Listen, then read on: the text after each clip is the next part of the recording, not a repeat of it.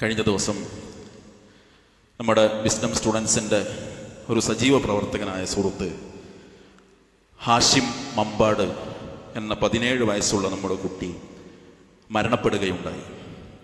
ഒരു ദിവസം സുബഹ് നിസ്കാരം കഴിഞ്ഞ് വരുമ്പോൾ ഉണ്ടായൊരു തലവേദന തലച്ചോറിലെ ബ്ലീഡിംഗ് ആയി മാറി പിറ്റേ ദിവസം അവൻ മരണപ്പെട്ടു. ഒരുപാട് മെസ്സേജുകൾ അവനെക്കുറിച്ച് നമ്മുടെ ഗ്രൂപ്പുകളിൽ വരുന്നുണ്ട്.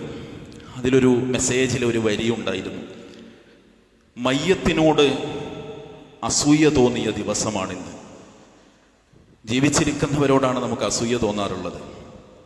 മയ്യത്തിനോട് അസൂയ തോന്നിയ ദിവസം എന്ന് പറയാൻ കാരണം, ഒരു വിശാലമായ പള്ളിയും ആ പള്ളിയുടെ ഗ്രൗണ്ടും ഒരു 17കാരന് മയ്യത്ത് നിസ്കരിക്കാൻ നിറഞ്ഞുപോയ കാഴ്ച കണ്ടപ്പോഴാണ് ആരോ ഒരാൾ സോഷ്യൽ മീഡിയയിൽ ആ വരി കുറിച്ചത്. എങ്ങനെ ആ 17 വയസ്സിൽ അവൻ അതിന് കഴിഞ്ഞു? അവൻ ജീവിതത്തെ പടച്ചറപ്പിന് വേണ്ടി മാറ്റിവെച്ചപ്പോൾ സാധിച്ചത്.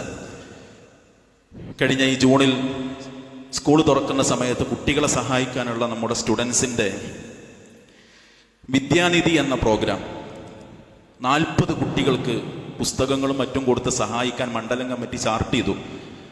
അവനാണ് മണ്ഡലം കമ്മിറ്റിയുടെ ട്രഷറർ. പൈസ പിരിച്ചായിട്ടില്ല. അവൻ്റെ കൂട്ടുകാരോട് പറഞ്ഞു, ഈ 40 ആൾക്കുള്ള പൈസ ഞാൻ എടുക്കാം, പിന്നെ ശാഖയിൽ നിന്ന് പിരിച്ചു കിട്ടുമ്പോൾ നിങ്ങളതെനിക്ക് തന്നാൽ മതി. ഈ ജൂണിൽ 40 കുട്ടികൾക്ക് പഠിക്കാനുള്ള വകയൊരുക്കിയിട്ടാണ് ആ 17കാരൻ യാത്രയാകുന്നത്. സഹോദരങ്ങളെ, ആർത്ത് വിളിക്കാണ് അങ്ങാടികളിൽ യുവാക്കൾ. ഫാൻ ഫൈറ്റിലാണ് ആളുകൾ. ഇതിനിടയിൽ ശ്വാസം നിലച്ചാൽ ഇബ്രാഹിം നബി പറഞ്ഞില്ലേ, പടച്ചോനെ കാലശേഷം ആൾക്കാർ എന്നെ കുറിച്ച് നല്ലത് പറയണം.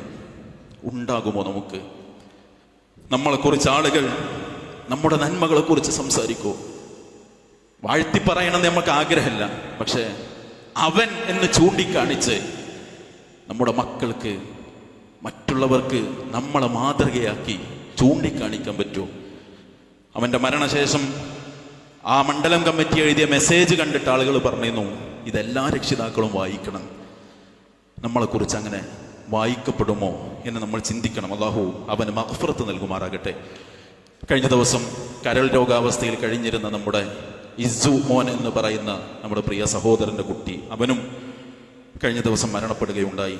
അല്ലാഹു അവർക്കൊക്കെ മഗ്ഫിറത്ത് നൽകുമാറാകട്ടെ, അവരുടെ പാപങ്ങൾ പുറത്തു കൊടുക്കുമാറാകട്ടെ. ആ കുടുംബത്തിന് അല്ലാഹു ആശ്വാസവും ക്ഷമയും സമാധാനവും നൽകുമാറാകട്ടെ. മറ്റുള്ളവർക്ക് നമ്മുടെ നന്മകൾ കണ്ട് അസൂയപ്പെടാൻ മാത്രം നന്മകൾ ചെയ്തു വെച്ച് ഈ ലോകത്തോട് യാത്ര ചോദിക്കാൻ അല്ലാഹു നമ്മെ തുണക്കുമാറാകട്ടെ. മാരകമായ രോഗങ്ങളിൽ നിന്ന്, അപകടങ്ങളിൽ നിന്ന്, അപകട മരണങ്ങളിൽ നിന്ന്, ശാരീരിക സാമ്പത്തിക മാനസിക പ്രയാസങ്ങളിൽ നിന്ന്, പ്രതിസന്ധികളിൽ നിന്ന് അല്ലാഹു നമ്മെ കാത്തുരക്ഷിക്കുമാറാകട്ടെ. അവൻ്റെ മാതാപിതാക്കൾ അവനെ വളർത്തിയതുപോലെ നന്മയിൽ നമ്മുടെ മക്കളെ വളർത്താൻ ഭാഗ്യമുള്ള മാതാപിതാക്കളാകാൻ അല്ലാഹു നമുക്ക് തൗഫീഖ് നൽകി അനുഗ്രഹിക്കുമാറാകട്ടെ. മക്കളിൽ നിന്ന് അല്ലാഹു നമുക്ക് കൺകുളിർമ നൽകുമാറാകട്ടെ. നമ്മളിലൂടെ കൺകുളിർമ അനുഭവിക്കാൻ നമ്മുടെ മാതാപിതാക്കളെ അല്ലാഹു സഹായിക്കുമാറാകട്ടെ. മരണപ്പെട്ടവർക്ക് അല്ലാഹു മഗ്ഫിറത്ത് നൽകുമാറാകട്ടെ. രോഗാവസ്ഥയിൽ കഴിയുന്നവർക്ക് അല്ലാഹു പൂർണ്ണ ശിഫ നൽകി അനുഗ്രഹിക്കുമാറാകട്ടെ. ഈ നാടിൻ്റെ നന്മയും ഒരുമയും ഐക്യവും സമാധാനവും സന്തോഷവും അല്ലാഹു നിലനിർത്തുമാറാകട്ടെ. ലോകത്ത് മുഴുവൻ പ്രയാസങ്ങൾ അനുഭവിക്കുന്ന നമ്മുടെ സഹോദരി സഹോദരങ്ങൾക്ക് അല്ലാഹു ആശ്വാസം നൽകി അനുഗ്രഹിക്കുമാറാകട്ടെ. അല്ലാഹു ഗഫിർ ലിൽ മുഅ്മിനീന വൽ മുഅ്മിനാത്ത് വൽ മുസ്ലിമീന വൽ മുസ്ലിമാത്ത് റബ്ബനാ തഖബ്ബൽ മിന്നാ ഇന്നക അൻത സമീഉൽ അലീം വതുബ് അലൈനാ ഇന്നക അൻത തവ്വാബുർ റഹീം. റബ്ബനാ ആതിനാ ഫിദ് ദുനിയാ ഹസന വഫിൽ ആഖിറതി ഹസനത വഖിനാ അദാബൻ നാർ വസലാമുൻ അലൽ മുർസലീൻ വൽഹംദുലില്ലാഹി റബ്ബിൽ ആലമീൻ.